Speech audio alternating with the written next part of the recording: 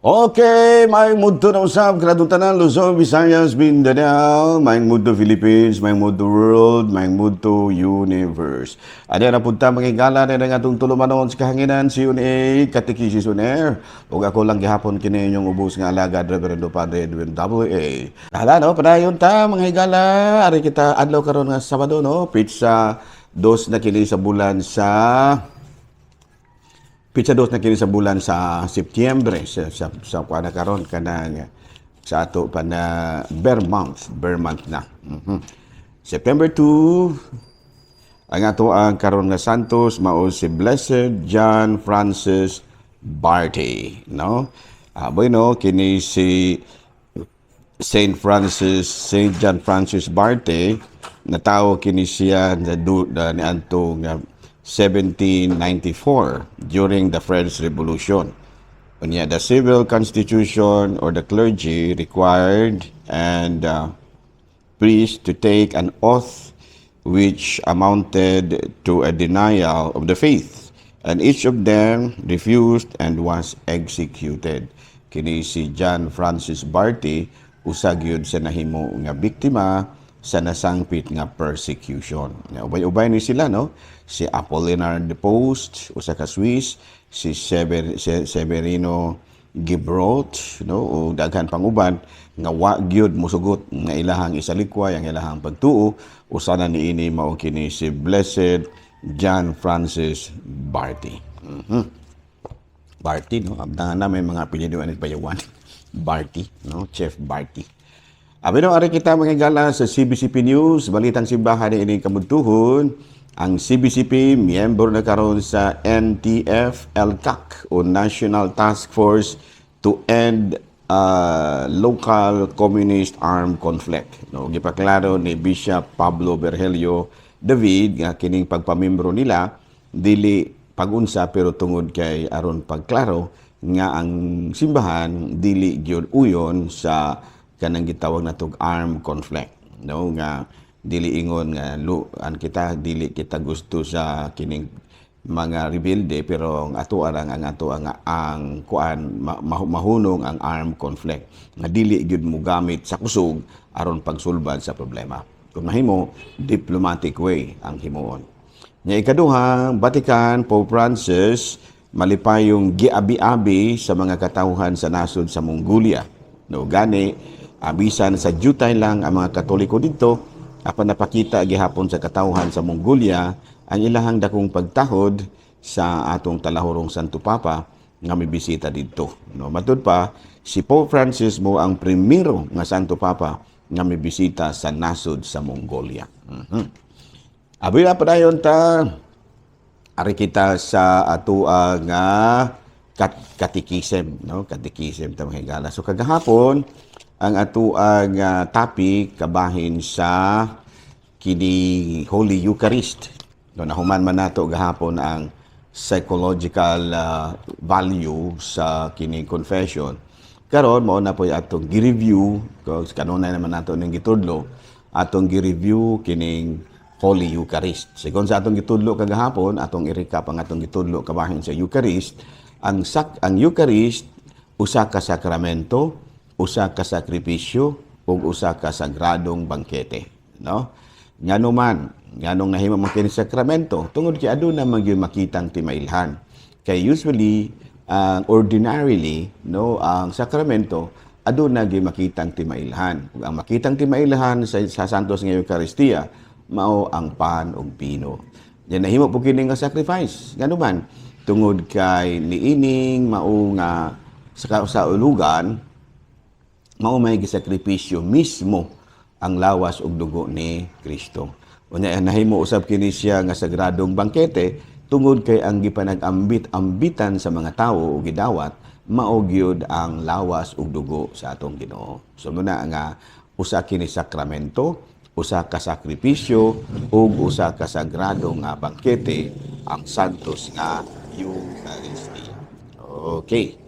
So ari kita manghigala sa ato ang lain nga mga in connection with the Holy Eucharist, no? Was the Eucharist foreshadowed in the Old Testament? Ano sa to pa sa karaang testamento aduna na bay susama, no, aduna na bay susama nga kalihukan sa Holy Eucharist? Ang tubag niya na aduna, no, ang Passover lamb, no, kanang panahon bita mo sa Exodus, panahon nga ding mibiya ang mga Israelita gikan sa Ehipto, doon nag-ihaw sila og Passover lamb. Sa man ang Passover lamb, kato bitaw kining nating karnero nga ihawon unya kuhaon ang dugo ug maoy ipahid diha sa portahan sa pinuy-anan sa mga Israelita aron dili sila apilon sa anghel sa kamatayon pagkutlo ang kinabuhi sa ilang kamugulangang anak. Sa to pa katong Passover lamb, ang dugo niini maoy niluwas sa kinabuhi sa mga Israelita. Ug mao usab ang atong Ginoo, no? Ang iyahang dugo, ang iyahang lawas maoy miluwas kanato gikan sa kalaglagan sa impierno. So ang katong Passover lamb susama kini sa gihimo nato sa Santos nga Eucharistia. Nga nahimong Passover, ang kining Passover lamb mao ang lawas ug dugo ni Kristo. Sa ato pa mismo sa karaang kasabutan sa Old Testament na foreshadowed na kinidaan sa Holy Eucharist. Okay.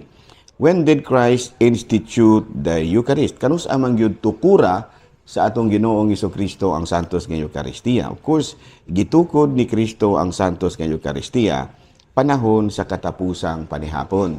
Sa dihang miingon siya nga, dawatan ninyo kining akong dugo, dawatan kay kini mao ang akong lawas nga ihalad alang kaninyo, kini mao ang akong dugo nga iula alang kaninyo. Buhatan ninyo kini aron paghandom kanako. Sa ato pa, during the kining Last Supper, katapusang panihapon, giordinahan ni Kristo ang iyahang mga alagad aron mahimong mga pari o gihimo usab niya ang Santos nga Eucharistia, ang Santos nga panihapon nga usa ka halandumong pagkitabo nga diin gihinumduman ang iyang pagpasakit sa iyang lawas o dugo.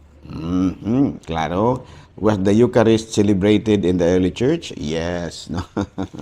Gisaulog na ba kini sa una pa? Yes, of course. Sa buhat sa mga Apostoles, Kapitulo 2, versikulo 42. No? Ang kupa sa panalangin nga tungod niini gipasalamatan nato ang Dios, dili ba kini pakigambit man nato sa dugo ni Kristo? Nag-inig-inom nato sa ining kupa, ug dili ba pakigambit man kini sa lawas ni Kristo, inigkaon nato sa pan ug pag-inom nato sa dugo. Sa ato pa, after Jesus Christ was suffered, ang mga apostoles padayon na nilang gisaulog ang Santos nga Misa. Okay. Why do we call the presence of Jesus in the Eucharist a real presence? So it is said that God is present everywhere.